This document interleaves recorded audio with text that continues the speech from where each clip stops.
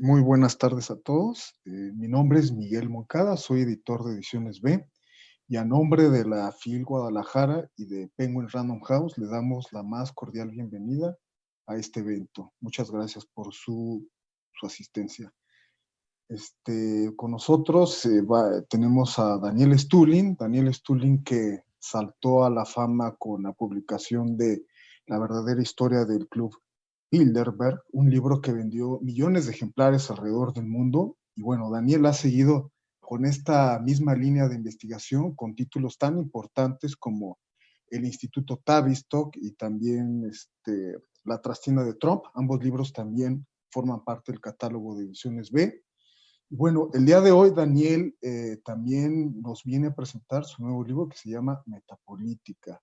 Es importante recordar bueno, yo sé que Daniel tiene ya muchísimos seguidores, pero para todos aquellos que no lo sepan, Daniel viene del mundo del contraespionaje, ¿no? Entonces dispone de conocimientos de primera mano y los hace asequibles al gran público, ¿no? De esta manera, en su nuevo libro, Metapolítica, pues nos viene a presentar un escenario, eh, distintos posibles escenarios frente a las coyunturas políticas, económicas, geopolíticas y también tecnológicas que estamos viviendo hoy en día, ¿no? Es un libro súper pertinente para todos aquellos que estén interesados en entender, por ejemplo, qué es lo que pasa con la confrontación entre Estados Unidos y China, qué está pasando con Inglaterra, que está saliéndose de Europa con el Brexit, qué planes tiene el mundo islámico para pues, sobresalir a nivel mundial, qué está pasando con Rusia. Todo esto es lo que ustedes pueden encontrar en este libro. Y bueno, yo ya le cedo la palabra a Daniel Stulin para que pues nos hable de todo lo que él nos quiso exponer en este libro, porque es importante que ustedes lo lean. Y bueno, ya nada más por último, quiero recordarles que ahí ustedes en su pantalla van a estar viendo un link para que pues compren este libro, ¿no? Para que no se queden sin tenerlo y píquenle ahí y van a tener acceso ya sea al e-commerce de Penguin Random House o para que lo compren en en sus librerías favoritas, ¿no? Bueno, Daniel, muchísimas gracias por estar aquí. Bienvenido y te cedo la palabra para que pues, nos hables de este nuevo título que nos traes. Bueno, muchísimas gracias. Primero, para empezar, este es el libro, ya me mandaron mis ejemplares. Se titula Metapolítica y el subtítulo es Transformación Global y Guerra de Potencias, publicado por Random House Penguin, es mi editorial. Los últimos libros, desde luego el penúltimo, La trastienda de Trump, y este el nuevo que está saliendo ahora mismo. Yo, aparte de haber estado 24 años en contrainteligencia militar rusa, también soy doctor de ciencias políticas en el campo de inteligencia conceptual. Este libro es el fruto de unos más o menos 5 o 6 años de trabajo, aunque el penúltimo salió en el año 2016, ya no me acuerdo, justo antes o justo después de la entrada de Trump en el poder en enero del año 2017. Este libro, aquel libro hablaba y explicaba el telón del fondo de quién es este personaje, cómo llegó a ser presidente de Estados Unidos, sobre todo qué representa, no como persona, sino como un proyecto de estos proyectos globales. Este libro, el nuevo metapolítica, de hecho es un término que no existe, metapolítica, en inglés se llama Global Projects, va varios pasos más allá de lo que explicaba y se ahonda en el mundo del futuro próximo, el mundo del coronavirus, el mundo post-coronavirus, el mundo post-crisis, el mundo post-quiebra planetaria. Bueno, dicho eso, empezamos. Yo creo que podríamos decir, sin demasiadas dificultades, que el antiguo sistema político económico mundial, si aún no se ha roto por completo, obviamente está perdido para siempre. La ciencia política no tiene un aparato para explicar muchos fenómenos nuevos, porque no existe un lenguaje para conceptualizar. Yo hablo del lenguaje, yo no estoy hablando de inglés o francés o chino o ruso, sino el lenguaje tanto político que económico, que en este momento, de hecho, de las razones de por qué no podemos explicar lo que está pasando a nivel económico. De hecho, los últimos 13 premios Nobel de Economía ninguno de ellos puede explicar, contestar la pregunta básica, explicar la teoría de crisis, porque no tiene el lenguaje, carece del lenguaje para explicar lo que se nos viene encima. Entonces, para explicar qué significa, en ese sentido, la muerte de la política, es necesario explicar por qué apareció. La política apareció un poco más tarde que el mercado, porque en el feudalismo, por ejemplo, las relaciones de producción no eran económicas. Entonces, surgió el mercado y las relaciones de producción se volvieron económicas. Había un problema sobre cómo, digamos, regular las relaciones no económicas, también no productivas. Para esto apareció la política, si entendemos no solo la lucha por el poder, sino también las relaciones del poder entre los sujetos dentro de este mundo de la política. La política apareció solo cuando aparece un sujeto individual, una persona privada. Es decir, no puede haber una relación política entre un esclavo y un dueño de un esclavo. Por ejemplo, si miramos la mitad del siglo XVI o XIV, empezamos con XIV, la peste negra derribó la población de Europa y la posición transaccional de los campesinos en relación con los señoritos también había cambiado. En tal situación, el señorito se convirtió gradualmente, ¿no? En el mejor de los casos, un campesino rico. Entonces, los burgueses o la alta aristocracia de aquellos tiempos se dieron cuenta que era necesario fortalecer la autoridad central. Entonces,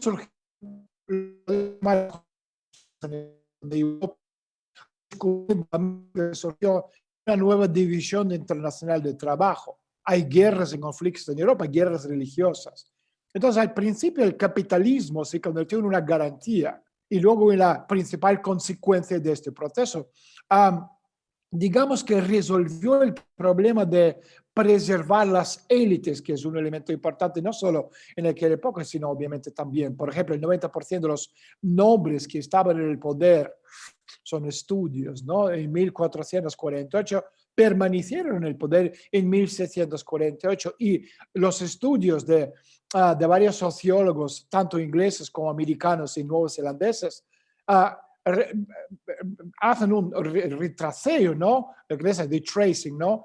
De la élite británica de hace más de 900 años, y en 76% de los casos son las mismas familias que hoy en día permanecen en el poder y controlan el poder, digamos, en la sombra en Inglaterra.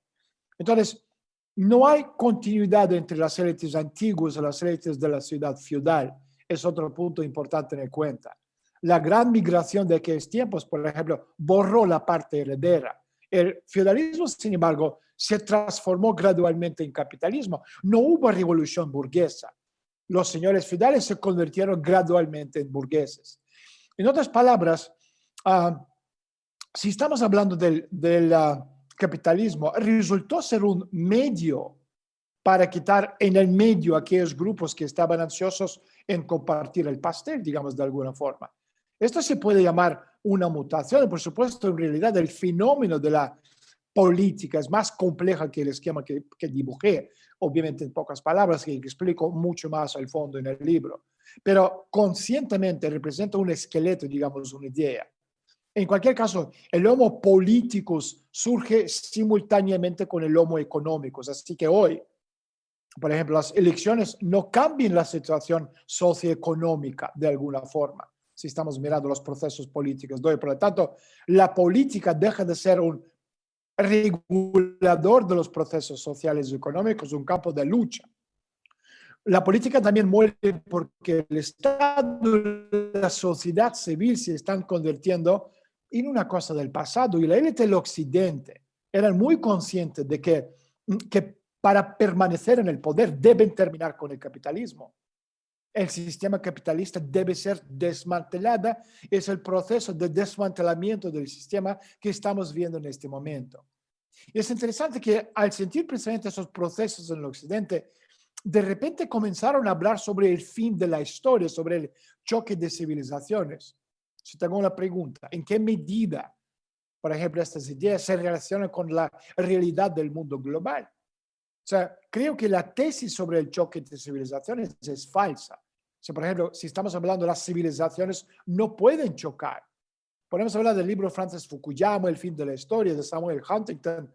choque de civilizaciones son virus inteligentes típicos que distraen la atención de los problemas serios reales. Huntington ciertamente es una persona muy interesante y muy inteligente, pero de hecho el concepto de choque de civilizaciones no es de estos personajes, sino de Ayatollah Khomeini.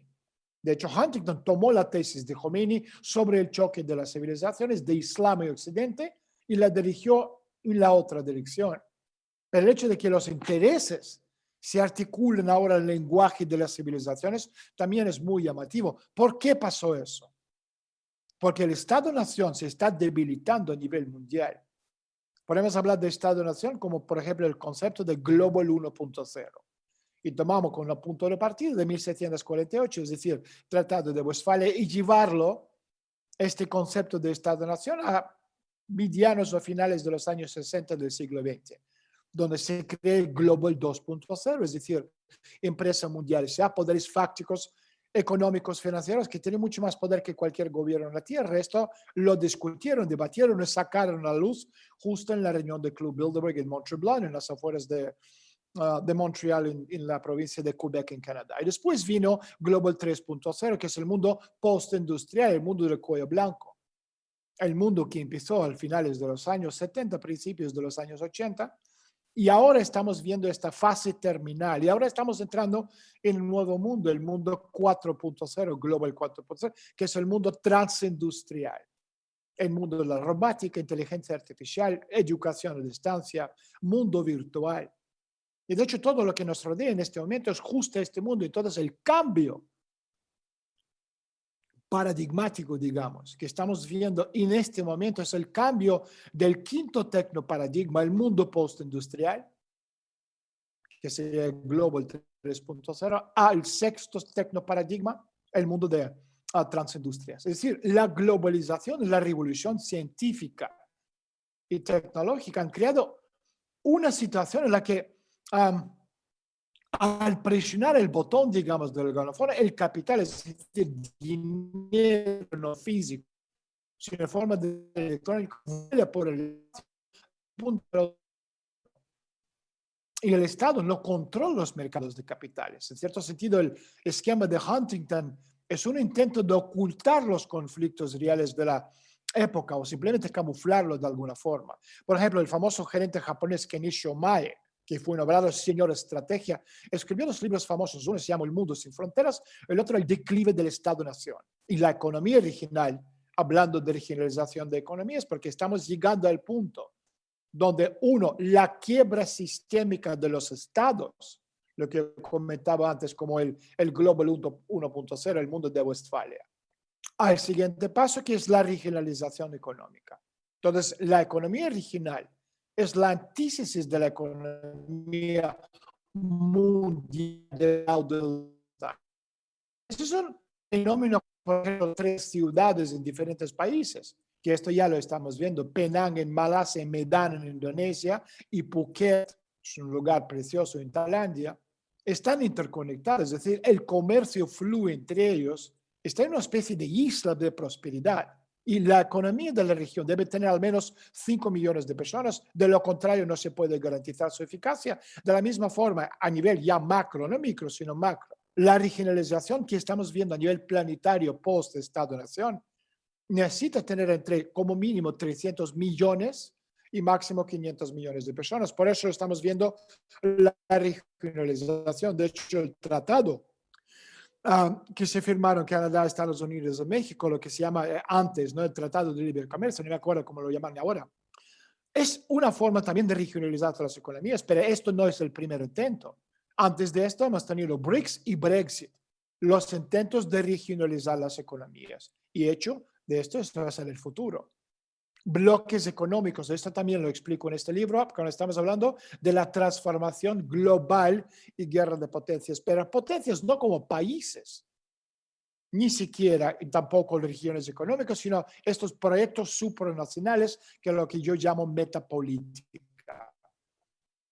Entonces, si estamos hablando del proceso del mundo globalizado o postglobalizado, porque desde luego el proceso de globalización está llegando a su fin, también es un elemento clave de este sexto tecnoparadigma.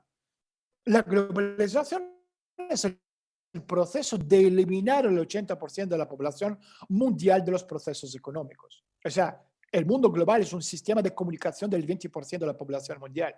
Entonces, para explicar este fenómeno, um, el, ¿cómo se llamaba? El sociólogo polaco Bauman, Sigmund Bauman, algo así, Sigmund Bauman, si no me equivoco, Bauman, inventó dos términos, globales y locales.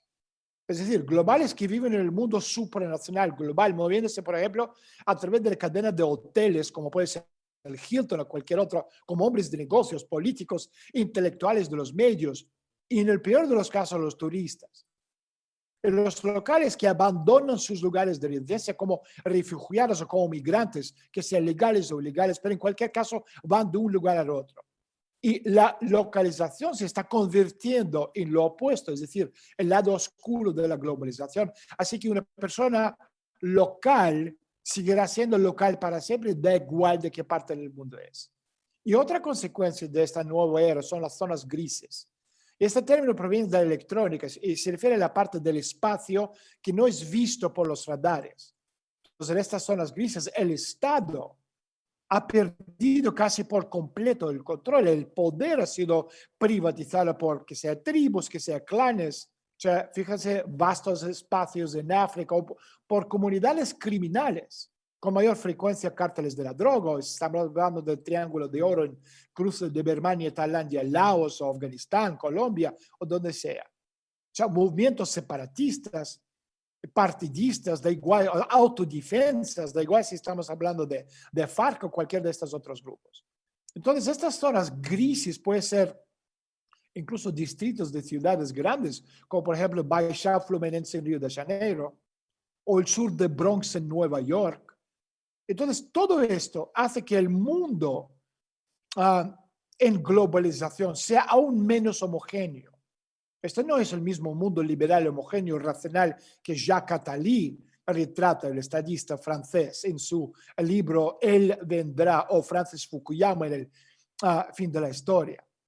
Entonces surge otra pregunta, pero ¿no surge un fenómeno como la globalización del trabajo con la globalización del capital? Porque la globalización de la fuerza laboral avanza a un ritmo completamente distinto.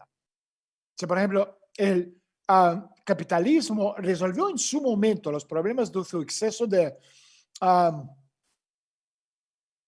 abundancia, digamos, en su núcleo, desplazando la periferia superflua, ¿no?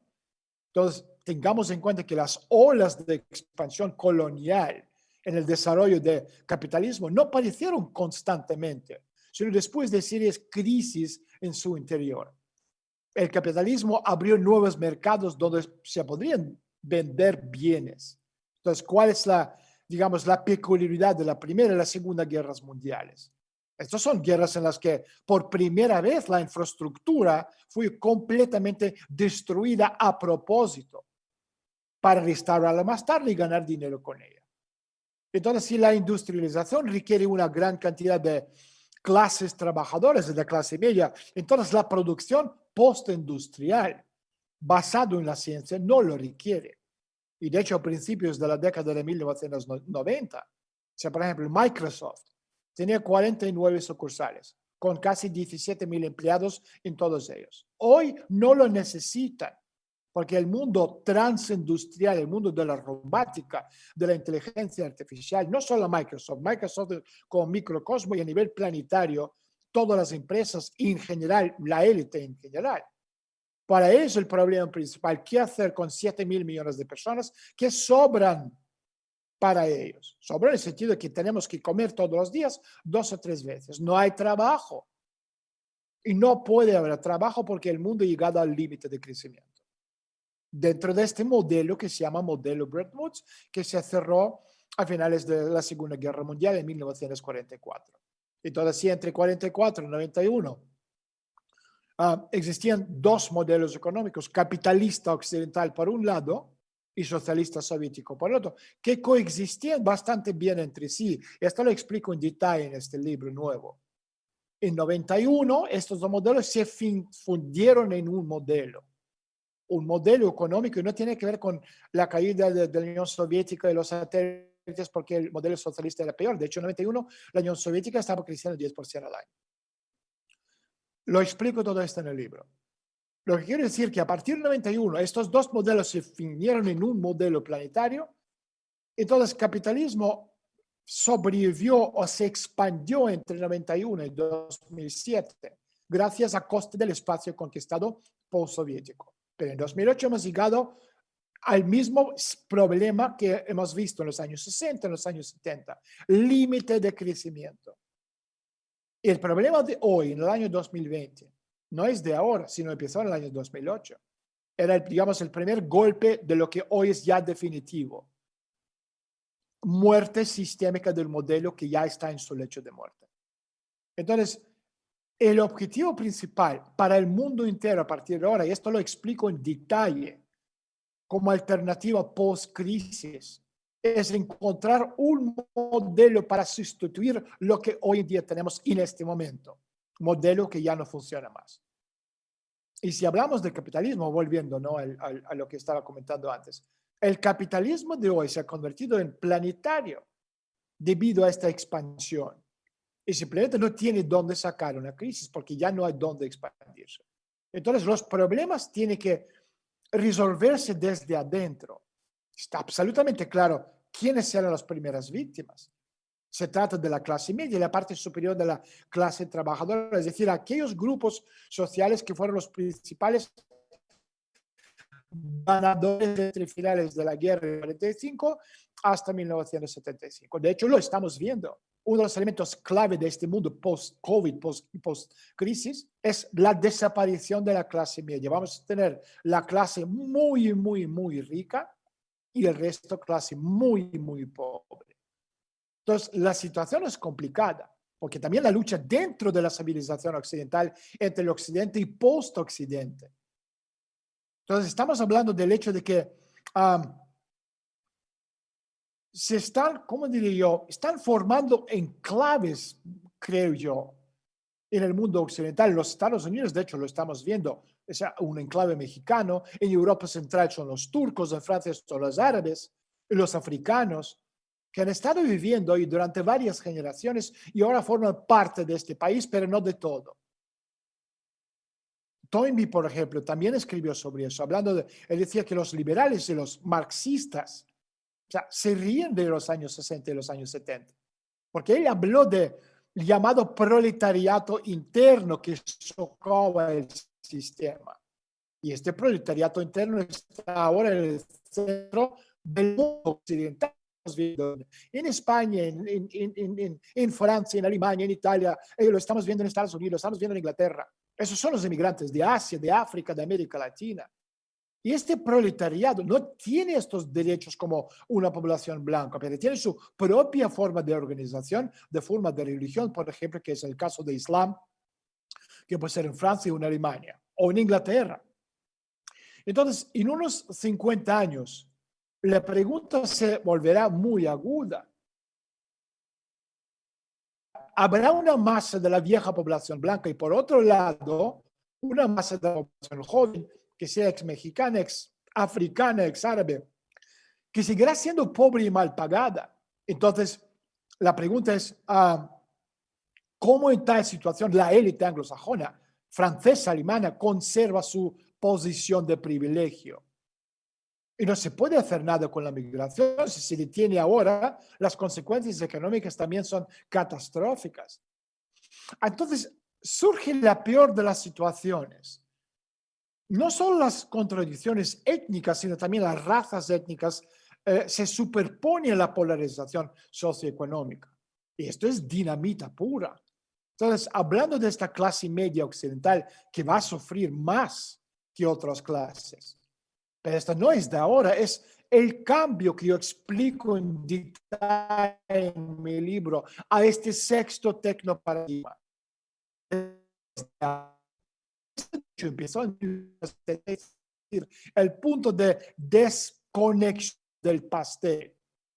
Esto es muy importante entender. ¿Por qué a partir de este punto? O sea, los procesos que comenzaron en ese momento son llamados por muchos un gran cambio evolutivo. Entonces, en el siglo XX hubo un periodo absolutamente sorprendente que engañó a todos. Ese es el periodo de finales de la Segunda Guerra Mundial, 1945 hasta 1975, cuando la situación económica era favorable, cuando el Occidente, por ejemplo, tuvo que pacificar a su clase trabajadora y media, clase media, por Dios lo permitieron, no votarían por socialistas y comunistas. Países sobre todo como Francia y como Italia. Y también obviamente en España con la muerte de Franco. Y esto se hacía como con dinero. O sea, no podían simplemente deshacerse de la clase obrera como pueden hacerlo ahora, porque en aquella época todavía existía la Unión Soviética como modelo alternativo. Entonces, el resultado de las concesiones sociales, porque eran concesiones en los países occidentales, fue llamado estado de bienestar, que se puede traducir como el estado de seguridad social universal, que lo ha hecho obviamente a regañadientes, entendiendo que no tienen una opción mientras que existía la Unión Soviética. Ahora no tiene que hacerlo, ahora se quita la máscara y la vemos por lo que son. Es decir, hasta el 50% de los ingresos se retiraron de forma de impuestos y lo distribuyeron entre la gente. Entonces, como resultado surgió una capa que se llama la burguesía socialista, la columna vertebral de la clase media. Se expandió para incluir a personas que no eran burguesas por fuente de ingresos, ¿no? Pero que podían permitirse el consumo burgués. Pero a principios de la década de 1970, todo se rompió. O sea, fíjense lo que teníamos en esa época. Crisis de petróleo golpeó. Estados Unidos abandonó el patrón oro, devolución. Comenzó la revolución científica y tecnológica. En 1975, la Unión Soviética obtuvo aplastante victoria sobre Estados Unidos en esa fase de la Guerra Fría. Estados Unidos perdió la guerra de Vietnam en 75, se retiraron, se celebró la Unión de Helsinki, también en 75, el Occidente reconoció legalmente lo que sucedió en Europa en 45, es decir, nos dieron la victoria a la Unión Soviética. Al mismo tiempo, el estrato gobernante tradicional de los Estados Unidos colapsó, que se formó en su costa este y gobernó 170 años, porque después de 75 todos los presidentes de Estados Unidos vinieron del oeste del país o del sur. Ahora, ¿qué significa eso? Bueno, significa que los grupos que están estrechamente relacionados con el sistema global han llegado al poder. La costa este es la clase tradicionalmente gobernante de Estados Unidos. Después de 75 se convirtió en, digamos, América global, en América transnacional. Es la América de ahora que está luchando contra Donald Trump. Empresas transnacionales y no nacionales americanas industriales, utilizando los logros de progreso científico y tecnológico. El Occidente hizo girar los procesos de globalización, uno de los cuyas víctimas justo fue la Unión Soviética. Entonces, estamos acostumbrados a decir que la URSS fue derrotada en la Guerra Fría y que Estados Unidos ganaron, pero por el hecho de que la Unión Soviética perdió, estrictamente hablando, no fueron los Estados Unidos de América los que ganaron, sino principalmente Japón y Alemania. Los americanos también ganaron, pero surge la pregunta, ¿qué es Estados Unidos? ¿Qué parte? Porque si hablamos de Estados Unidos hoy en día, no es un país homogéneo. Es un país de dos velocidades, es un país, por un lado, liberales, banqueros, financistas, parásitos, globalistas, que juegan con numeritos en la pantalla de orador, especuladores, cuya cara visible puede ser el mismo Clinton o el mismo Soros o el mismo Gates. Y por otro lado, los industrialistas aislacionistas, nacionalistas, cuya cara visible en las últimas elecciones y los entonces, estamos hablando de Estados Unidos, ya era otro país en aquella época, porque la revolución cultural, hablamos de los años 60, cambió su rostro y le convirtió en algo absolutamente distinto. Bueno, voy como 5 minutos más porque yo sé que después habrá unos minutos de preguntas y respuestas. Si estamos hablando o tratamos de Estados Unidos como parte más, digamos, desarrollada de este mundo global, donde los valores cristianos ya no dominan en absoluto, donde reina este multiculturalismo, Todos los valores liberales son llevados al límite, a la abnegación. Y cuando hablo del liberalismo, no estoy hablando del liberalismo del siglo XIX, del sentido de Voltaire, sino el liberalismo descarado hoy en día. Entonces, ¿de qué clase de libertad estamos hablando? No puede expresar su opinión sobre la homosexualidad, el movimiento de nazifeminismo, problemas raciales, sin hablar de Antifa, Black Lives Matter, o sea. Entonces, ¿qué clase de libertades existen? Hablan de tolerancia, pero no son tolerantes si estás en su contra. Entonces, con la ayuda de varios tipos de minorías, por ejemplo, se rompió la tradicional. Y lo mismo sucede con el fundamentalismo del mercado, hablando del capitalismo en sí. Entonces, lleva el mercado a una situación en la que se convierte en un monopolio, es decir, en su opuesto a lo que por definición tiene que haber sido. Entonces, estamos hablando de una conspiración revolucionaria global, como pregunta, ¿no? Hoy en día estamos racionalizando lo que se está implementando de manera no completamente racional. Pero mira cómo se derrumbó la antigua Roma. Había ricos, había pobres, había alemanes a quienes se les permitía establecerse en las fronteras. Y comenzaron a dedicarse a la agricultura, hubo una, digamos, explosión demográfica. Comenzaron a presionar. Al principio, la moda y la cultura cambiaron en Roma y Roma comenzó a pudrirse desde el interior. Y luego esta masa lo desafió. Un robo masivo comenzó dentro del Imperio Romano. Entonces, la élite no tenía dónde correr. No hay lugar donde puede sentarse o sentirse seguro y protegido. Y esto significa que la élite tendrá que compartir lo que nunca le gusta hacer, o se producirá un cataclismo grave. Es como la aparición de Castión en la antigüedad tardía, a principios de la Edad Media, pero tampoco te sentirás fuera de los muros. Entonces, Emanuel Wallenstein dijo una vez que Estados Unidos, hablando, ¿no? Esos los grandes pensadores que murió hace un par de años, que Estados Unidos tendrá su propia perestroika que vivimos nosotros, la Unión Soviética, justo antes de la muerte del país en 91. Entonces, los americanos tendrán su propia perestroika en algún lugar en la década de 2020, pero a diferencia de la soviética, él dijo, será mucho más sangrienta porque involucrará problemas raciales y étnicos que no están en la periferia del sistema, pero dentro de ella. Entonces, y sin embargo, ¿qué puede pasar en la era, digamos, el pico de globalización con el apoyo de cualquier Estado, la clase media? O sea, repito, hay una teoría que habla 20-80, es decir, 20% de los ricos, 80% de los pobres. No hay clase media. Pero, por ejemplo, en la India, estamos hablando 5,95.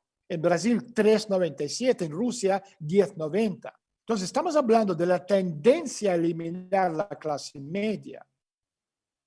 De hecho, en 1947, Arnold Toynbee dijo que el futuro del Occidente está determinado en gran medida por el destino de su clase media. Como desaparece clase media, desaparece Europa tal y como lo conocemos. Entonces, en este libro, el nuevo libro mío, Metapolítica, yo explico no solo la rotura de los sistemas que estamos viendo en este momento, sino también cómo va a ser esta rotura para cada una de las regiones. ¿Qué va a pasar con Europa? ¿Qué va a pasar con Londres o Inglaterra, el Imperio Británico? ¿Rusia qué salida tiene?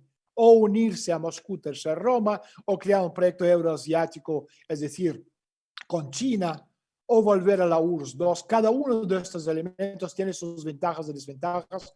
Lo mismo podemos hablar del proyecto latinoamericano. Entonces, este mundo post-globalismo, al mundo post-crisis, post-quiebra, el mundo absolutamente nuevo, que carece del lenguaje, no idioma, sino del lenguaje. Y de hecho lo estamos viendo porque todo el mundo intenta de pintar el tapiz usando el lenguaje del mundo ya que está en su lecho de muerte. Si tú no puedes explicar el mundo de 2021, 2022, etcétera, usando el telón del fondo de 2019. De la misma forma que tú no puedes hablar del mundo de Rusia de 1992 o 93, utilizando las reglas del juego de la Unión Soviética que ya dejó de existir. O el mundo de Rusia zarista como el imperio después de la revolución. Son dos mundos absolutamente distintos. ¿Os dais cuenta que la globalización no solo elimina vías de contacto de los países entre sí, sino también las corta dentro de los países? Porque, o sea, tú puedes ser parte de la comunidad global viviendo, da igual, Moscú, Nueva York, París, la Ciudad de México, o tú puedes vivir en la misma ciudad, pero nunca formar parte de la comunidad global, porque no tienes acceso a ella, porque se rompió estos parámetros que conocimos antes como sociedad, sobre todo este mundo globalizado. Entonces, esta frontera entre global y local puede pasar por la misma jugada, pero tarde o temprano estos mundos van a chocarse. Además, dado que los factores de información, por ejemplo, se convierten en los elementos principales de ese enfrentamiento, la lucha es precisamente por los factores intelectuales de producción, lo que significa que algunos intelectuales se van a unirse a los explotadores y algunos no irán a ninguna parte. Entonces, este mundo nuevo hay que definirlo desde la óptica político, económica, social, metapolítica, porque es un mundo absolutamente que requiere un lenguaje nuevo. Lo que sí que explico en la última parte del libro es cómo este mundo post-países, post-regiones, del sexto y séptimo tecnoparadigma, va a tener dos ejes, mundo post-globalismo. Uno, el mundo euroasiático, el otro polo va a ser el polo latinoamericano. Y es a partir de este polo latinoamericano que todo este continente va a poder levantarse. Pero lo que falta en este momento es definir el modelo económico, no solo para una región, sino para el mundo entero, porque, repito, unas cosas del título, metapolítica o proyectos globales. Si tú puedes ser país, por ejemplo, como China, que es una civilización de 5.000 años, y tener tu imagen del mundo, pero solo para los chinos. Esto no es aplicable para ninguna otra parte del mundo, o podemos hablar de los judíos lo mismo. O sea, ellos tienen su proyecto solomónico de 3.000 años, pero esto no es aplicable a los chinos ni aplicable a los africanos. Entonces, para poder definir este nuevo mundo, las grandes superpotencias, como es Estados Unidos, China, Rusia y India, las grandes civilizaciones, tendrán que sentarse a partir de ahora y definir las reglas del juego de este mundo de la misma forma que definir el juego después de la Segunda Guerra Mundial. Si estamos hablando de Yalta II, estamos hablando de Bretton Woods II, lo que queráis. Salvo en aquella época, al final de la Segunda Guerra Mundial, era mucho más sencillo, porque tú tienes países ganadores, Estados Unidos, Inglaterra, y la Unión Soviética, y los países perdedores. Aquí, en este momento no es tan sencillo, porque la lucha no está contra un país, sino un modelo parasitario liberal banquero financista que cubre el mundo entero. Entonces, todos estos elementos, todas esas preguntas, lo explico en este nuevo libro mío que se titula otra vez Metapolítica, Transformación Global y Guerra de Potencias. Así está la portada y bueno, tenemos unos minutos para las preguntas. Muchísimas gracias a todos ustedes por escuchar. Entonces, vamos con las preguntas, que yo no las veo aquí. ¿Qué futuro ves para el dólar? ¿Se restablecerá a partir del patrón dólar-oro? Es muy buena pregunta. Vamos a ver, en este momento, es decir, si el dólar hasta ahora ha sido, digamos, moneda planetaria, ¿no? Ya no lo va a ser. Entonces, que podemos hablar es la rotura del patrón dólar y la creación de dos zonas económicas, el mundo de dos contornos. Por un lado, contorno dólar en el occidente, por otro lado, yuan chino, el renminbi, respaldado por el oro físico. Yo también veo otra opción. Y esto no porque he leído algo, tengo acceso a información privilegiada dentro del gobierno de Donald Trump, sino porque, repito, soy doctor de inteligencia conceptual. Según las cosas que estamos viendo en este momento, es que los medios de masa han dejado de hablar de Joe Biden como presidente de Estados Unidos. Todo el mundo está esperando resultados del Tribunal Supremo. Entonces, quizás me equivoco, pero yo veo lo siguiente. Hay un acuerdo entre esta élite liberal banquero financista planetaria, podemos llamarlo Estado profundo, lo que quieres llamarlo, con Donald Trump. Y el acuerdo es lo siguiente, te vamos a dejar a ti, Estados Unidos, donde tú vas a tener tu dólar fuerte americano. Y pues por eso, de hecho, estamos viendo los artículos en algunos medios importantes donde están hablando que habrá un dólar nuevo de color rosa o de color violeta. O sea, es decir, son mensajes que uno puede interpretar como sea. Pero si es así, entonces todo lo que está dentro de los Estados Unidos, esto es para Trump y para los que le apoyan a él. Después, estamos hablando fuera de Estados Unidos a nivel del occidente. Estamos hablando de los activos de la élite liberal financista del Estado profundo. Entonces, esto Trump no lo toca, es ellos a nivel digital. Que estamos hablando, si estamos hablando de blockchain, si estamos hablando de criptos, por definir. Y el tercer contorno va a ser China con su renminbi o yuan respaldado por oro físico. De hecho, China tiene más de 30,000 toneladas métricas de oro. La gran parte de esto traído por los Rothschild como reparación por la guerra de opio en el siglo XIX, dos guerras de opio en el siglo XIX. ¿Ok? Siguiente pregunta. El proyecto alternativo que estaba detrás de Trump, que era ahora que ganó Trump. Bueno, primero, Biden todavía no ganó. Esto todavía por decidir, parece que puede ganar, pero repito, Estados Unidos no es el voto popular, sino los electores que votan, la gran parte de ellos, 26 contra 23, están a favor de Trump y vamos a ver lo que va a pasar.